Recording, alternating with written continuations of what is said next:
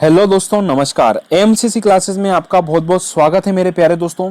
मैं आपको बताने वाला हूं यहां पर एसएससी जीडी के बारे में जो बेस्ट बुक है दोस्तों, आप उसको परचेस कर सकते हैं, उसके बारे में सारी जानकारी। तो ये आपको दिख रहा है दोस्तों, चक्षु पब्लिकेशन। क्या दिख रहा है दोस्तों? चक्षु पब्लिकेशन की ये बुक आपको यहाँ पर नजर आ रही है। अब इसमें क्या खास बात है दोस्तों, है ना, इसमें खास बात ये है कि दोस्तों ये सभी के लिए आपकी कॉमन बुक है, यहाँ पर ऑल इन वन बुक यहाँ पर तैयार की गई है ना। टोटल चीज मैं आपको बताने वाला हूँ, उसके बाद आप बिल्कुल आप इसके बारे में पूछ सकते हैं। CRPF, BSF, SSB, CISF, ITBP, Assam rifle, सभी के लिए दोस्तों, महिला और पुरुष दोनों विद्यार्थियों के लिए दोस्तों यह इंपॉर्टेंट बुक रहने वाली है ना। ऑल इन वन में देखिए आपकी क्या क्या रहने वाला है। सामान्य बुद्धिमत्ता यानी कि आपकी रीजनिंग आपकी रहने वाली, सामान्य अध्ययन यानी कि जीके रहने वाला है, मैथ्स रहने वाला है। साथ में दोस्तों हिंदी या इंग्लिश दोनों में से जो भी चुना है, क्योंकि दोनों में से एक सब्जेक्ट हमको चुनना रहता है ना, तो दोनों सब्जेक्ट आपको इसी में इंक्लूड मिल जाएंगे। आप हिंदी में डाला है आपने तो हिंदी की बुक भी आपको इसी में इंक्लूड है, इंग्लिश से डाला है तो वो भी आपको इसी बुक में, एक ही बुक में मिल जाएगा। तो ये वर्दी तो दिख रही होगी दोस्तों आप लोगों को। साथ में दोस्तों 2 सोल्ड पेपर आपके लिए बिल्कुल फ्री यहाँ पे दे रखे हैं 2019 के, है ना। चलिए मैं बात करता हूँ और भी यहाँ पे चीजें, जैसे कि मैं बता देता हूँ यहाँ पे कुछ सिलेबस वगैरह भी है। विषय सूची सबसे पहले मैं यहाँ पे बताने की कोशिश करता हूँ ताकि आप इस बुक को बिल्कुल अच्छे से देख सकते हैं। ये आपको दोस्तों, ये आपको पूरा शिफ्ट भी दे रखेगी, ये पेपर है इस पैटर्न का आया था, उसी के आधारित दोस्तों। खास बात करंट अफेयर की, पूरा अपडेटेड है दोस्तों। यहाँ पर करंट अफेयर आप देख सकते हैं कौन कौन से टॉपिक है ना। ये आपकी बुक वगैरह है, मतलब सब्जेक्ट दे रखा है आपका कौन सा है, गणित का, रीजनिंग का, ठीक है, ये यहाँ पर देख सकते हैं आप। दूसरा यहाँ पर इंग्लिश और हिंदी का ये विज्ञान यहाँ पर इंक्लूड है, हिंदी और इंग्लिश। तो ये इंग्लिश का टोटल ओवरऑल सब्जेक्ट दे रखे हैं, यहाँ पर कवर कर रखे, पेज भी आपको यहाँ पर दे रखा है। साथ में ये आपका हिंदी का भी यहाँ पर दोस्तों मिल जाएगा। तो बिल्कुल आप इस बुक को ले सकते हैं। डिस्क्रिप्शन में मैंने लिंक दे रखा है दोस्तों, आप परचेस करना चाहें तो घर बैठे भी दोस्तों इसको मंगवा सकते हैं, चाहे अमेजन से, फ्लिपकार्ट से, बिल्कुल ये आ सकती है। कोई क्यूरी हो तो वो क्वेश्चन, वो आपका मोबाइल नंबर भी यहाँ पर अपडेट मिल जाएगा, जिससे आप दोस्तों कोई जानकारी लेना चाहे तो बिल्कुल ले सकते हैं, है ना। इस प्रकार का आपको सिस्टम मिल जाएगा। चलिए, तो इसका एक प्रैक्टिस सेट और आता है, वो मैं आपको यहाँ पर बता देता हूँ दोस्तों। चलिए, ये आपको यहाँ पर दोस्तों प्रैक्टिस सेट भी देखने को मिल रहा है। प्रैक्टिस सेट में 2 प्रकार के प्रैक्टिस सेट है, एक तो आपका ये वाला और एक आपका ये वाला, है ना। पहले इसको लगा सकते हैं, इसको लगा सकते हैं, और दोस्तों ये आपकी ऑल इन वन वाली बुक है, यानी कि आप ये तीनों बुक दोस्तों बिल्कुल परचेस कर सकते हैं, बिल्कुल अपडेट के साथ में दोस्तों आपको प्रोवाइड की जा रही है, ठीक है। चलिए मैं अब आगे बात करता हूँ दोस्तों, क्वेश्चन को हम स्टार्ट करते हैं अपनी तैयारी को। ये आप इसका प्रैक्टिस सेट भी आप देख सकते हैं दोस्तों, है ना। यहाँ पर दोस्तों ये वाला प्रैक्टिस सेट है और ये वाला प्रैक्टिस सेट, यानी 2 है। ये ओल्ड पेपर है आपके इसमें, और इसमें दोस्तों आपके प्रैक्टिस सेट मिल जाएंगे। और बीच वाली 2 पुस्तक है दोस्तों, ये आपके ऑल इन वन वाली है। तो चलिए दोस्तों स्टार्ट करते हैं, आगे बढ़ते हैं। सभी को गुड इवनिंग, जय श्री कृष्णा। एमसीसी क्लासेस ब्यावरा दोस्तों, ये है हमारा टेलीग्राम चैनल, इसको आप ज्वाइन कर सकते हैं। चलिए तो स्टार्ट करते हैं। पहला प्रश्न आपके सामने आता है, जल्दी आंसर दीजिएगा कि गंगा का उल्लेख किस वेद में मात्र एक बार किया गया है दोस्तों। तो गंगा नदी का उल्लेख दोस्तों सिर्फ एक बार किया गया है, वो किस वेद में किया गया है? चारों वेद आपके सामने दोस्तों, बताइए क्या इसका आंसर होगा। गंगा का उल्लेख किस वेद में मात्र एक बार किया गया है? तो दोस्तों गंगा नदी का उल्लेख जो किया गया है सिर्फ एक बार, बिल्कुल करेक्ट आंसर है, ये आपका ऋग्वेद आंसर हो जाएगा। तो गंगा का उल्लेख दोस्तों किस वेद में एक बार किया गया है?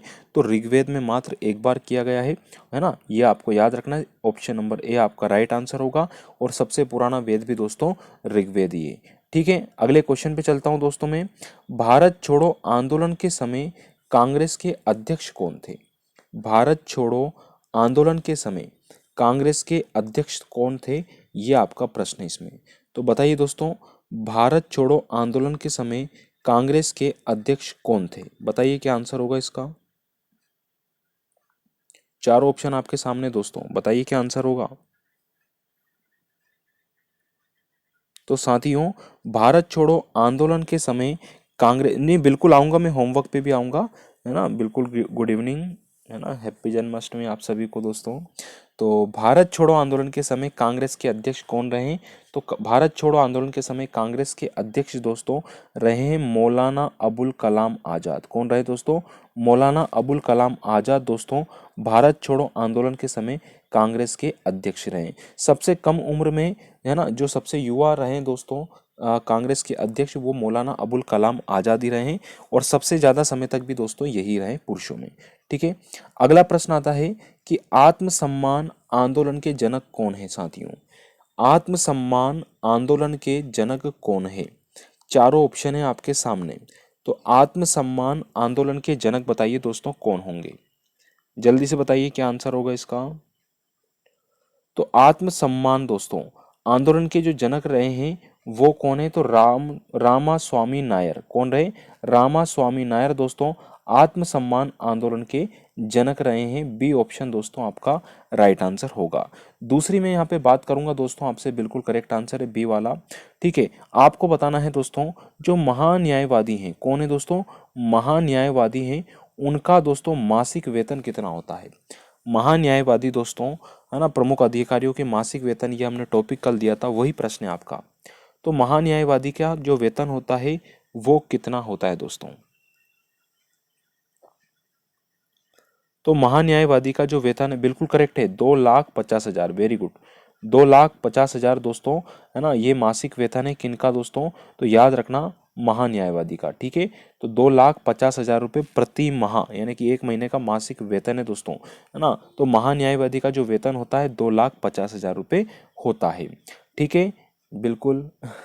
अगला क्वेश्चन है, पिंडारियों के उन्मूलन का श्रेय किन्हें जाता है? पिंडारियों के उन्मूलन का जो श्रेय है ये किसे जाता है दोस्तों? तो बताइए पिंडारियों के उन्मूलन का श्रेय किन्हें जाता है? जल्दी आंसर दीजिए सभी। जी बिल्कुल, तो पिंडारियों के उन्मूलन का श्रेय किन्हें जाता है? तो पिंडारियों के उन्मूलन का जो श्रेय जाता है दोस्तों ये जाता है लॉर्ड हेस्टिंग को। किसको जाता है? लॉर्ड हेस्टिंग को पिंडारियों के उन्मूलन का श्रेय दोस्तों जाता है। ऑप्शन नंबर ए आपका दोस्तों राइट आंसर हो जाएगा, है ना। अवतार मूवी में होता है ना पिंडारियों का दम, तो इस टाइप से आप याद रखना। तो पिंडारियों के उन्मूलन का श्रेय दोस्तों लॉर्ड हेस्टिंग को जाता है। ए आपका ऑप्शन यहाँ पर करेक्ट आंसर हो जाएगा। फिर प्रश्न आता है साथियों इसके बाद में कि भक्ति आंदोलन के जन्मदाता कौन थे?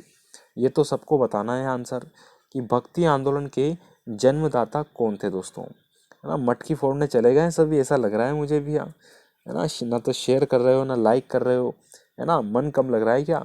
तो आंसर दो जल्दी से और शेयर कर दीजिए सभी विद्यार्थियों के साथ में। भक्ति आंदोलन के जन्मदाता कौन थे?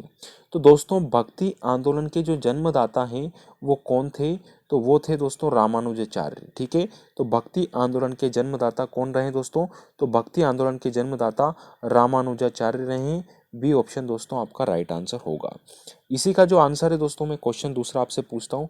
राष्ट्रपति महोदय का दोस्तों जो मासिक वेतन होता है वो कितना होता है? बताइए, राष्ट्रपति महोदय का मासिक वेतन कितना होता है दोस्तों? बताइए। तो दोस्तों याद रखना बिल्कुल 5 लाख रुपए ना, ये अब थोड़ा सा बढ़ गया है, तो याद रखना 5 लाख रुपए प्रति माह। तो राष्ट्रपति जी का जो मासिक वेतन है पर मंथ दोस्तों ये 5 लाख रुपए है, याद रखना। ठीक है, और इन पे टैक्स नहीं लगता, ये आपको याद रखना है इनके उस पे। ठीक है, क्वेश्चन है अगला हमारा कि भारत की सीमा सबसे ज़्यादा किस देश में लगी है? भारत की सीमा सबसे ज़्यादा किस देश के साथ लगी है, ये आपका प्रश्न है। बताओ शिवम आंसर क्या होगा इसका? भारत की सीमा सबसे ज़्यादा किस देश में लगी है मित्रों? तो भारत की सीमा सबसे ज़्यादा जो लगी है उसका आंसर आपको देना है। जी बिल्कुल, तो भारत की सीमा सबसे ज़्यादा, बिल्कुल आंसर, बिल्कुल क्या बात है, बांग्लादेश। बहुत बढ़िया, तो बांग्लादेश से लगी सबसे ज़्यादा, कितनी लगी? तो 40-96 किलोमीटर, ये आपको याद रखना है ना। 40-96 इसका स्कोर है, मैंने पिछली बार पूछा था आपसे, इस बार वापस पूछ रहा हूँ, आंसर दीजिएगा जल्दी से कि भारत की सीमा सबसे ज़्यादा बांग्लादेश से लगी, मुद्रा ढाका और टका है यहाँ पर, है ना। 40-96 दोस्तों किलोमीटर सबसे ज़्यादा दोस्तों इसी देश से लगी हुई है। क्वेश्चन आता है हमारा इसके बाद में, आपको बताना है दोस्तों उपराष्ट्रपति महोदय का जो वेतन होता है वो कितना होता है? उपराष्ट्रपति महोदय का वेतन बताइए, उपराष्ट्रपति महोदय का वेतन कितना होता है दोस्तों? जल्दी आंसर दीजिएगा कि उपराष्ट्रपति महोदय का वेतन कितना होता है दोस्तों। तो उपराष्ट्रपति महोदय का जो वेतन होता है वो होता है 4 लाख रुपए प्रति माह। ठीक है, कितना होता है? 4 लाख रुपए प्रति माह। अभी हमने 3-3 पॉइंट देखे दोस्तों। पहले हमने देखा महान्यायवादी का 2,50,000 रुपये, फिर हमने राष्ट्रपति महोदय का देखा 5 लाख रुपए, और अब देख रहे हैं हम उपराष्ट्रपति महोदय का जिनका है वेतन 4 लाख रुपए। ठीक है, ये आपको याद रखना है और याद होना भी चाहिए, है ना। वेरी गुड, चलिए बिल्कुल करेक्ट जा रहे हैं भैया।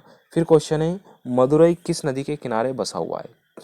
क्वेश्चन है आपका, मदुरई दोस्तों किस नदी के किनारे स्थित है? तो मदुरई दोस्तों किस नदी के किनारे है हमारा? तो बेगई नदी के किनारे। याद रखना, मदुरई दोस्तों किस नदी के किनारे है? तो मदुरई दोस्तों हमारे बेगई नदी के किनारे है। ऑप्शन नंबर ए आपका राइट आंसर है यहाँ पर। ठीक है, इसको इंपॉर्टेंट क्वेश्चन है, याद रखिएगा। अब यहाँ पे मैं पूछने वाला हूँ दोस्तों, सिक्किम राज्य की विधानसभा सीट कितनी है? हाँ, रिवीजन होता रहेगा आपका। सिक्किम राज्य की विधानसभा सीट कितनी है बताइए जल्दी से। जी बिल्कुल बिल्कुल बिल्कुल, सबसे कम है ना जो विधानसभा सीट हमारी। बिल्कुल सही कहा आपने, सिक्किम राज्य की 32। ये लो आंसर आ गया फटाक से, ये होती है प्रैक्टिस, है ना। बिल्कुल, बहुत बढ़िया, है ना, बिल्कुल अच्छी राह पे चल रहे हैं। क्वेश्चन है, भारत में काली मिर्च की खेती सर्वाधिक कहाँ होती है? भारत में काली मिर्च की खेती कहाँ होती है सबसे ज्यादा, बताओ जल्दी से। भारत में काली मिर्च की खेती सर्वाधिक कहाँ पर होती है? और जो राज्य आपने बताया उसकी विधानसभा भी मैं पूछूंगा आपसे, तैयार रहिएगा। भारत में काली मिर्च की खेती सर्वाधिक कहाँ होती है? काली मिर्च मसालों में डाली जाती है दोस्तों। तो भारत में, बिल्कुल ये लो आंसर आ गया, केरल। कौन सा राज्य दोस्तों? केरल। तो भारत में काली मिर्च दोस्तों का खेती का सर्वाधिक जो होती है वो कहाँ होती है? हमारे केरल राज्य में होती है। केरल राज्य की मैं बात करूं दोस्तों तो ये तो आपका डी हो गया, बिल्कुल करेक्ट है। केरल राज्य में दोस्तों 140 विधानसभा सीट है। कितनी है मेरे प्यारे दोस्तों? 140 विधानसभा सीट। तो भारत में काली मिर्च सबसे ज़्यादा केरल में होती है, जहाँ की विधानसभा सीट दोस्तों 140 है, यानी कि 140 विधायक यहाँ से निर्वाचित होते हैं। फिर है, भारत में लाल मिर्च की खेती सर्वाधिक कहाँ होती है? अभी काली मिर्च पढ़ा है हमने, अब लाल मिर्च है, समझना भैया कहाँ पर है लाल मिर्च। बताइए लाल मिर्च कहाँ पे सर्वाधिक होती है ना। लाल मिर्च याद है, कई बार आंखों में डाल दी जाती है ना। चलिए, तो ये आपको याद रखना है। बिल्कुल, मैं थोड़ा सा हिंट दे देता हूँ आप लोगों को तो ये ना, भारत में लाल मिर्च की खेती सर्वाधिक होती है आंध्र प्रदेश में। कहाँ होती है? आंध्र प्रदेश में। तो भारत में लाल मिर्च की खेती सर्वाधिक होती है आंध्र प्रदेश में। और आंध्र प्रदेश की विधानसभा सीट प्लीज बताइए, 250 कितनी है दोस्तों? 250, यानी कि 175 को हम कहेंगे 250, है ना। तो लाल मिर्च की खेती सबसे ज्यादा आंध्र प्रदेश में, यहाँ की विधानसभा सीट है 175। क्वेश्चन आपका यहाँ पर आता है दोस्तों कि आपको बताना है लोकसभा अध्यक्ष जो हैं उनका मासिक वेतन कितना है? लोकसभा अध्यक्ष का मासिक वेतन कितना है प्यारे दोस्तों? जल्दी से आंसर चाहिए। जब आपने उपराष्ट्रपति का बता दिया, राष्ट्रपति का बता दिया, महान्यायवादी का बता दिया, तो अब हमें दोस्तों लोकसभा अध्यक्ष का भी आप जल्दी से आंसर दीजिए, कितना मासिक वेतन है। सोच लो भैया, गड़बड़ भी है, कुछ स्टूडेंट का आ रहा है इसमें, है ना, नाम नहीं ले रहे हैं बिल्कुल। तो लोकसभा अध्यक्ष बताओ जी। बिल्कुल, ये हैं दोस्तों आपके 4 लाख रुपए। कितने? 4 लाख रुपए। अब एक कॉन्सेप्ट में बताता हूँ दोस्तों, आपने देखा होगा कि लोकसभा अध्यक्ष है दोस्तों, क्या है हमारे? लोकसभा अध्यक्ष। ये मैंने लिखा लोकसभा अध्यक्ष, इनका वेतन मैंने 4 लाख रुपए आपको बता दिया, आपको याद भी हो गया। अब दोस्तों होता क्या है, जिस प्रकार लोकसभा अध्यक्ष होते हैं उसी प्रकार राज्यसभा में सभापति होते हैं। राज्यसभा के सभापति का भी वेतन 4 लाख रुपए है। अब राज्यसभा के सभापति कौन? उपराष्ट्रपति, है ना। तो याद रखना, लोकसभा अध्यक्ष भी और राज्यसभा अध्यक्ष भी बोल रहे हैं अपन अपनी लैंग्वेज में, तो दोनों का वेतन 4 लाख रुपए है, बराबर हो गया। और 5 लाख किनका है? हमारे राष्ट्रपति महोदय का। कंप्लीट है। और डायरेक्ट 5 से आधा कर दूं दोस्तों, चलो करेंगे आगे, है ना, ये महान्यायवादी का हो जाएगा। चलिए बढ़ते हैं दोस्तों, क्वेश्चन की तरफ चलते हैं हम कि दुहस्ता परियोजना भारत के किस राज्य में है? दुहस्ती जो योजना है दोस्तों ना, दुलहस्ती परियोजना भारत की किस राज्य में, बताइए जल्दी से। तो दुलहस्ती परियोजना दोस्तों भारत के किस राज्य में है? तो ये राज्य हमारा जम्मू कश्मीर में। कहाँ है दोस्तों? जम्मू कश्मीर में। ठीक है, ये आपको याद रखना है दोस्तों। ठीक है, तो दुलहस्ती परियोजना भारत की किस राज्य में है? तो ये है दोस्तों हमारे जम्मू कश्मीर में। जम्मू कश्मीर दोस्तों अब केंद्र शासित प्रदेश हो गया है, ये आपको याद रखना है। एक लद्दाख हमारा बना है और एक जम्मू कश्मीर, ये दोनों हमारे अभी वर्तमान में केंद्र शासित प्रदेश हैं। अब दोस्तों जम्मू कश्मीर में आपकी विधानसभा सीट आएगी, याद रखना, यहाँ पर मुख्यमंत्री बनेंगे। और दोस्तों लद्दाख जो डायरेक्ट केंद्र शासित प्रदेश है, यहाँ पे दोस्तों विधानसभा सीट नहीं रहेंगी। ये जम्मू कश्मीर आपका दिल्ली की तरह रहेगा और पुडुचेरी दोस्तों लद्दाख जो है पुडुचेरी की तरह रहने वाला है। ठीक है, ये ध्यान रखिएगा। क्वेश्चन है हमारा अगला कि राष्ट्रीय एटलस तथा विषयमक मानचित्र संगठन कहाँ स्थित है? राष्ट्रीय एटलस मानचित्र संगठन कहाँ पर स्थित है, ये आपका प्रश्न है यहाँ पर। क्या आंसर होगा इसका, बताइए जल्दी से। तो राष्ट्रीय एटलस तथा विषयक मानचित्र संगठन ये कहाँ पर स्थित होगा मेरे प्यारे दोस्तों, बताइए इसका आंसर क्या होगा। जी बिल्कुल बिल्कुल करेक्ट है, बिल्कुल आपका करेक्ट है, बिल्कुल करेक्ट है, कोलकाता है ना। याद रखना, राष्ट्रीय एटलस और मानचित्र संगठन दोस्तों हमारे कोलकाता में है, हुगली नदी के किनारे कोलकाता है, पश्चिम बंगाल है, पश्चिम बंगाल की राजधानी है और पश्चिम बंगाल की विधानसभा आपने बिल्कुल बता दी है बिना पूछे, मैं बिल्कुल स्वागत करूंगा। 294 है ना, ये बता दिया करो थोड़ा सा आप, कितनी है 294 दोस्तों विधानसभा सीट है हमारे पश्चिम बंगाल की, ठीक है। क्वेश्चन आता है इसके बाद हमारा दोस्तों, आपका यहाँ पर प्रश्न है, क्वेश्चन है दोस्तों, राज्यपाल का मासिक वेतन कितना होता है, राज्यपाल महोदय का मासिक वेतन बताइए, राज्यपाल महोदय का मासिक वेतन कितना होता है।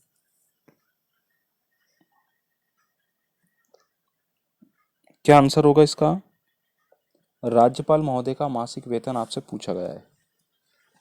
तो दोस्तों राज्यपाल महोदय का जो मासिक वेतन है दोस्तों वो कितना है, तो 3,50,000, याद रखना 3,50,000 रुपये मासिक वेतन है राज्यपाल महोदय का। तो राष्ट्रपति का 5 लाख, 4 लाख दोस्तों लोकसभा अध्यक्ष और उपराष्ट्रपति का, राज्यपाल का हो गया 3,50,000। क्वेश्चन है अगला हमारा, भारत में वन महोत्सव कब से प्रारंभ प्रारंभ कहाँ कब हुआ, भारत में वन महोत्सव दोस्तों कब से प्रारंभ हुआ, यह आपका प्रश्न है यहाँ पर। भारत में वन महोत्सव कब से शुरू हुआ, बताइए क्या आंसर होगा इसका। तो साथियों भारत में वन महोत्सव जो स्टार्ट हुआ ये कब से हुआ, ये आपका प्रश्न है। ये सन वाले क्वेश्चन थोड़े से गड़बड़ करते हैं, मैं बिल्कुल जानता हूँ, है ना। आप इसको अभी नोट करते जाइए दोस्तों, अभी भी समय है अपने पास, इनको नोट करते जाइएगा। और इनको चाहे तो आप रोज़ नहीं पढ़ पाएँ तो हफ्ते में एक बार ऐसा टाइम बना लीजिए कि मंगलवार मंगलवार पढ़ना है, कि सोमवार सोमवार पढ़ना है, या रविवार, जब भी आपको मौका मिले तो आप पढ़िए इस चीज़ को, ठीक है। और इसका जो आंसर होगा 1952 होगा। तो भारत में वन महोत्सव कब प्रारंभ हुआ, 1952 में प्रारंभ हो चुका है।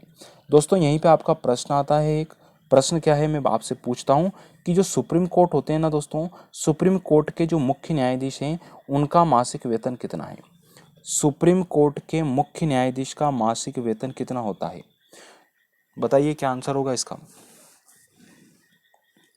तो सुप्रीम कोर्ट के मुख्य न्यायाधीश का जो मासिक वेतन है वो है 2,80,000 रुपये, कितना है 2,80,000 रुपये, ठीक है, ये आपको याद रखना है दोस्तों।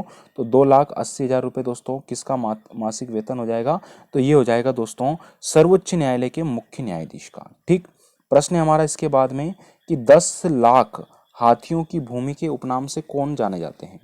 तो 10 लाख हाथियों की भूमि के उपनाम से जो जाने जाते हैं दोस्तों वो कौन सा है, तो 10 लाख हाथियों की भूमि दोस्तों, थाउजेंड्स एलिफेंट्स ऑफ लेक, ये है दोस्तों लाओस, ठीक है। तो 10 लाख हाथियों की भूमि दोस्तों लाओस, लाओ 10 लाख हाथी है ना, ऐसे आप याद रख लेना।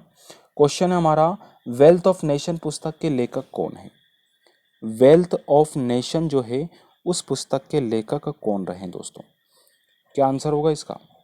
वेल्थ ऑफ नेशंस जो पुस्तक है इसके लेखक कौन है, तो वेल्थ ऑफ नेशन जो पुस्तक है इसके जो लेखक है दोस्तों वो है एडम स्मिथ, कौन है, एडम स्मिथ। तो वेल्थ ऑफ नेशन जो पुस्तक है इसके लेखक है Adam Smith, option number B आपका राइट आंसर होगा, ठीक है, याद रखिएगा इस प्रश्न को आप।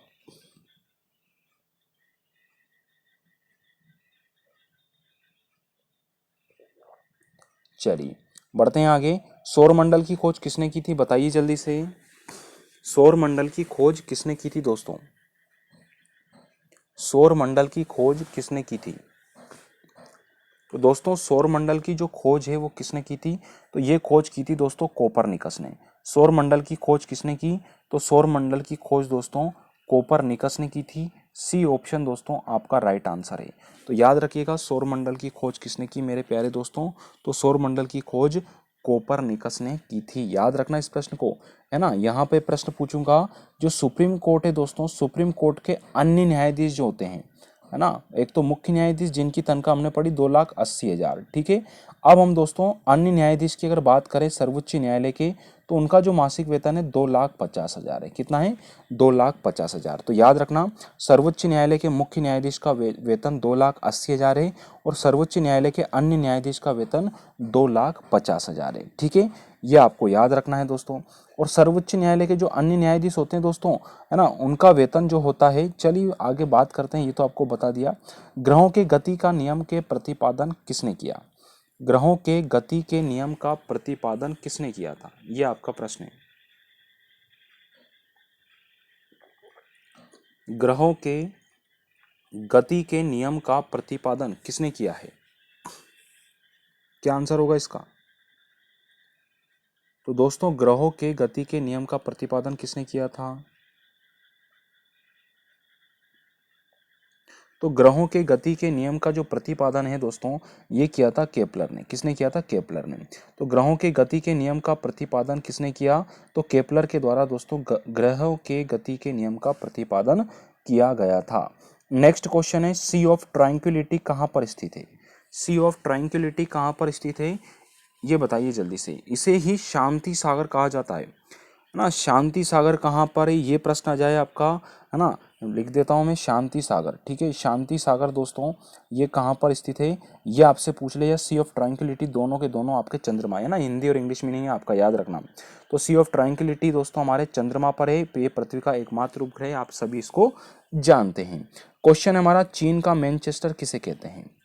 चीन का मैनचेस्टर किसे कहते हैं? आपने खूब सुना है इस प्रश्न को। चीन का मैनचेस्टर किसे कहेंगे? बताइए, चीन का मैनचेस्टर किसे कहा जाता है? दोस्तों, चीन का मैनचेस्टर शंघाई को कहते हैं। किसको कहते हैं? चीन का मैनचेस्टर किसे कहा जाता है? तो चीन का मैनचेस्टर दोस्तों शंघाई को कहते हैं, याद रखिएगा। ठीक है, यहाँ पर प्रश्न आता है आपका क्या, कि दोस्तों अपन ने पढ़ा सर्वोच्च न्यायालय के मुख्य न्यायाधीश का वेतन 2,80,000 है और सुप्रीम कोर्ट के ही जो अन्य न्यायाधीश है उनका वेतन 2,50,000 है।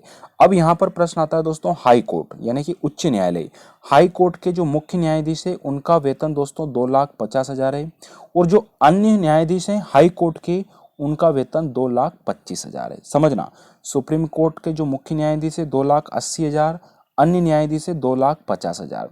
और यहीं पे हाई कोर्ट की बात करूं मैं, तो 2,50,000 मुख्य न्यायाधीश के और अन्य न्यायाधीश के 2,25,000। तो ये दोनों तीनों चीजें आपको क्लियर रखनी है यथावत रूप से। क्वेश्चन आता है हमारा इसके बाद, कि भारत की आकृति कैसी है?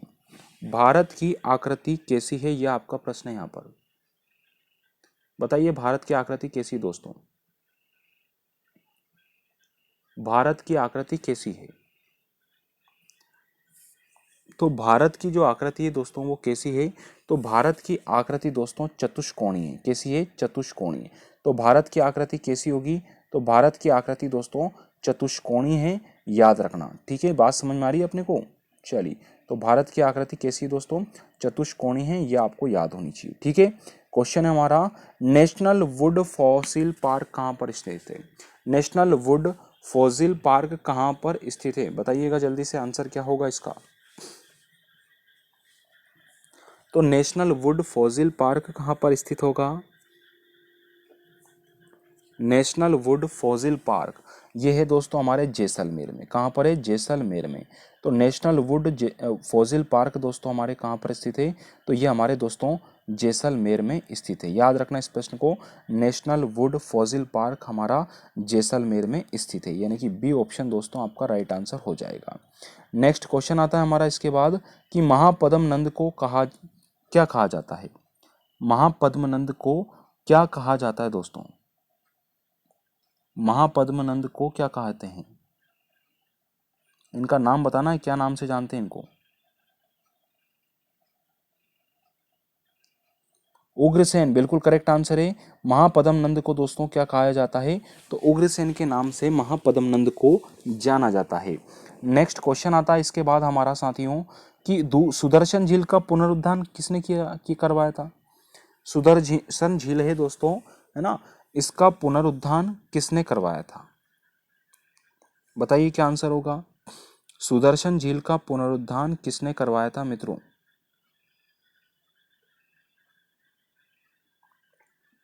बताइए, सुदर्शन झील का पुनरुद्धार किसने करवाया?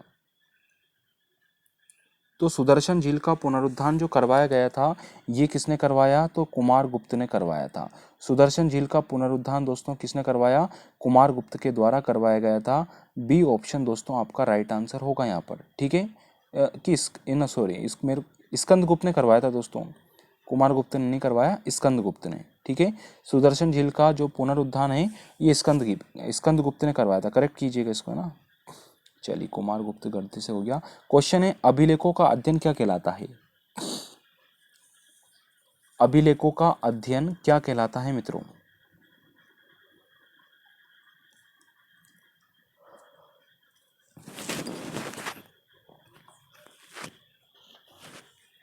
तो अभिलेखों का अध्ययन, इपिग्राफी, क्या बात है, बहुत ही शानदार। तो दोस्तों अभिलेखों का अध्ययन क्या कहलाता है? इपिग्राफी अभिलेखों का अध्ययन कहलाता है। यहाँ पर प्रश्न है दोस्तों आपका, क्या आपको समझना है? यहाँ पर हमने सुप्रीम कोर्ट और हाई कोर्ट की दोनों चीज पढ़ ली है। अब आता है दोस्तों, जो मुख्य चुनाव आयुक्त होते हैं, मुख्य चुनाव आयुक्त, उनका मासिक वेतन कितना होता है? मुख्य चुनाव आयुक्त का मासिक वेतन कितना होता है दोस्तों, ये आपका प्रश्न है। तो इनका दोस्तों 2,50,000 होता है। कितना होता है? 2,50,000 दोस्तों इनका मासिक वेतन होता है। समझना किन किन का 2,50,000 होता है। एक तो दोस्तों आपका महान्यायवादी हमने पढ़ा है, तो महान्यायवादी का वेतन भी यही है। मुख्य चुनाव आयुक्त जो होते हैं दोस्तों, चुनाव करवाने वाले की बात कर रहा हूं मैं, तो मुख्य चुनाव आयुक्त वह होते हैं, उनका मासिक वेतन भी 2,50,000 रुपये होता है। और नियंत्रक और महालेखा परीक्षक, इनका भी मासिक वेतन 2,50,000 होता है। तीन का बताया मैंने, नियंत्रक एवं महालेखा परीक्षक, मुख्य चुनाव आयुक्त और महान्यायवादी, तीनों का वेतन 2,50,000 रुपये होता है, ठीक है, ये आपको ध्यान रखना है। क्वेश्चन हमारा अगला, कि विश्व का पहला विद्यालय तक्षशिला में कब स्थापित हुआ? विश्व का पहला विद्यालय तक्षशिला में कब स्थापित हुआ? दोस्तों एक बार आप है ना शेयर कर दीजिए वीडियो को प्लीज़। काफ़ी कम विद्यार्थी हैं आज, आप समझ रहे होंगे, है ना, तो प्लीज़ वीडियो को शेयर कर दीजिए अपने दोस्तों में, है ना। तो विश्व का पहला विद्यालय तक्षशिला में कब स्थापित हुआ? तो ये जो स्थापित हुआ था दोस्तों 700 ईसा पूर्व में हुआ था। कब हुआ था? 700 ईसा पूर्व में तक्षशिला विद्यालय की स्थापना हो चुकी है। इंडिया गेट के मध्य अमर जवान ज्योति कब से जल रही है? इंडिया गेट के मध्य अमर जवान ज्योति कब से जल रही है? बताइए जल्दी से। तो इंडिया गेट के मध्य अमर जवान ज्योति कब से जल रही है? आंसर दीजिएगा। 1971 बिल्कुल करेक्ट है, हमने कल भी आपसे पूछा था ये क्वेश्चन। 1971 आपका राइट आंसर होगा, सी ऑप्शन। तो इंडिया गेट के मध्य अमर जवान ज्योति दोस्तों कब से प्रज्वलित है? तो दोस्तों 1971 से यह प्रज्वलित है। फिर आता है, भारत का प्रथम समाचार पत्र का प्रकाशन कब हुआ? भारत के प्रथम समाचार पत्र का प्रकाशन दोस्तों कब से हुआ है? बताइए, भारत का प्रथम समाचार पत्र का प्रकाशन कब से हुआ मित्रों? प्रथम समाचार पत्र की बात करिए यहाँ पर जी, आंसर देना है 1780 बिल्कुल। तो भारत का प्रथम समाचार पत्र का प्रकाशन 1780 में हुआ था, ठीक है, याद रखना। क्वेश्चन आता है हमारा दोस्तों, आपको बताना है असम राज्य में विधानसभा सीट कितनी है? असम राज्य की विधानसभा सीट कितनी है दोस्तों? असम राज्य में विधानसभा सीट बताइए जी। 126 है ना, कितनी है? 126 विधानसभा सीटें हमारे असम राज्य में, है ना। सबसे बड़ा माजुली द्वीप, बहुत बढ़िया है। किस अभिनेत्री को वीनस की मूर्ति के नाम से जानते हैं? किस अभिनेत्री को वीनस की मूर्ति के नाम से जानते हैं? बताइए जल्दी से, किस अभिनेत्री को? मेरे को पक्का पता था आप यही बताने वाले हो। वीनस की मूर्ति, ये पहले भी आ गया दोस्तों, क्वेश्चन ध्यान रखो, मैं हमेशा बता रहा हूँ आपको, है ना, कि किस अभिनेत्री को वीनस की मूर्ति कहते हैं। तो वीनस की मूर्ति दोस्तों मधुबाला, मधुबाला को वीनस की मूर्ति के नाम से जाना जाता है। सी ऑप्शन आपका राइट आंसर है यहाँ पर, ठीक है। चलिए बढ़ जाएं दोस्तों आगे। क्वेश्चन है, भारत तथा चीन के बीच पंचशील समझौते पर हस्ताक्षर कब हुए थे? भारत तथा चीन के मध्य पंचशील समझौते पर हस्ताक्षर कब हुए थे मित्रों? तो भारत तथा चीन के बीच में पंचशील समझौता हुआ, इस पे हस्ताक्षर कब हुए? तो इस पे हस्ताक्षर हुए थे आपके 29 अप्रैल 1954 को। कब हुए थे? 29 अप्रैल 1954 को, है ना। 1954 सन आपने लगा दिया, बिल्कुल मैं समझ गया था कि बिल्कुल आपको आता है। एशियन डेवलपमेंट बैंक की स्थापना कब की गई? एडीबी की स्थापना, एशियन डेवलपमेंट बैंक की स्थापना कब की गई? तो एशियन डेवलपमेंट बैंक की स्थापना दोस्तों ये की थी 1966 में। एडीबी की स्थापना कब हुई दोस्तों? 1966 में हुई थी। डी ऑप्शन दोस्तों आपका राइट आंसर है। डीएनए जांच केंद्र कहां पर स्थित है? डीएनए जांच केंद्र कहां पर है दोस्तों? अरे मूसी नदी, बिल्कुल करेक्ट आंसर है भैया, हैदराबाद है ना। तो हैदराबाद किस नदी के किनारे? तो मूसी नदी के किनारे है, वहीं पर डीएनए जांच केंद्र स्थित है। फिर ये बौद्ध धर्म मानने वालों की संख्या सबसे अधिक किस राज्य में है? बताइए जल्दी से। बौद्ध धर्म मानने वालों की संख्या सबसे अधिक दोस्तों किस राज्य में है?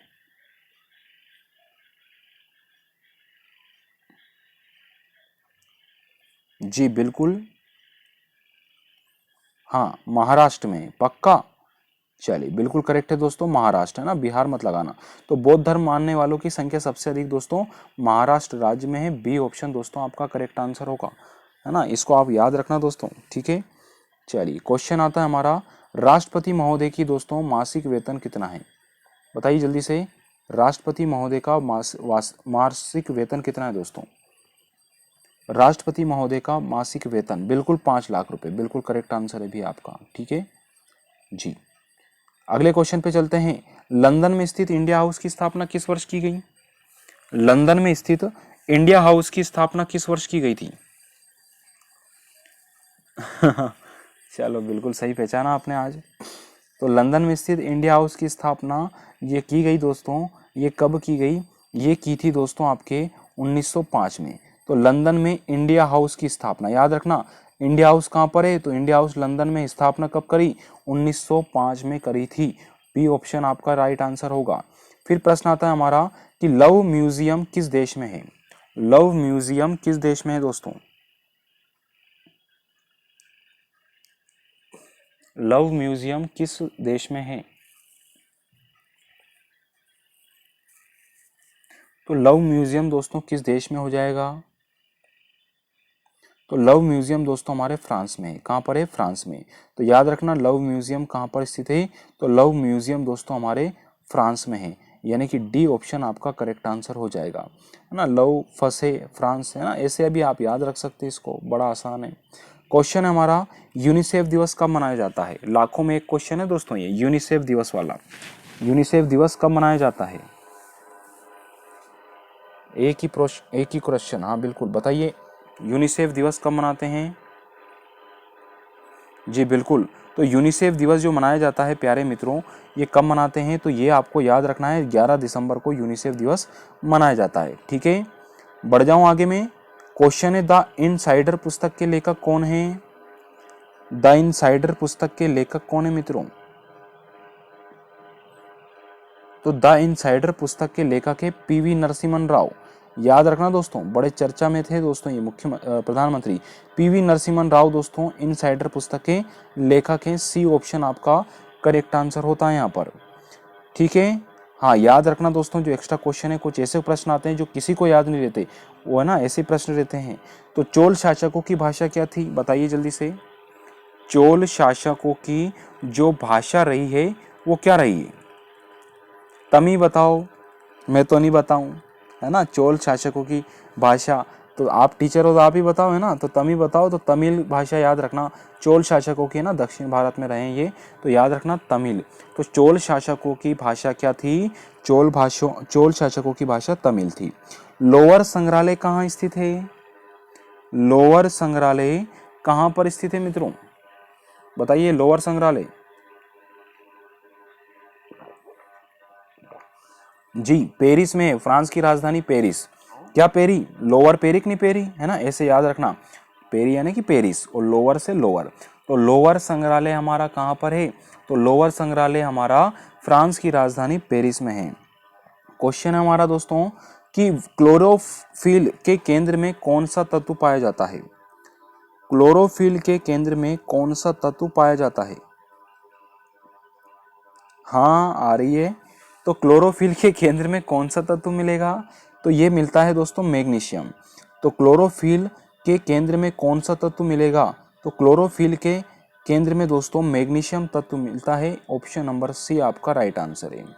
प्रश्न है हमारा, स्वतंत्रता प्राप्ति बाद भारत में औद्योगिक नीति का प्रस्ताव पहली बार कब पारित किया गया?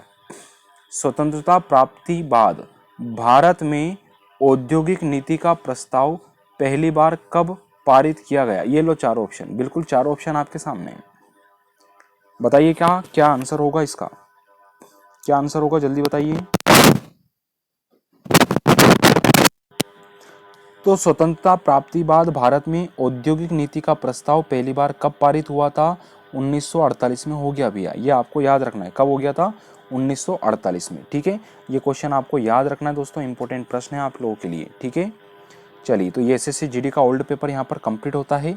ठीक है, बिल्कुल, ये आप हमारे चैनल को ज्वाइन कर सकते हैं, MCC classes Biaora Telegram channel है, डिस्क्रिप्शन में लिंक दे रखा है।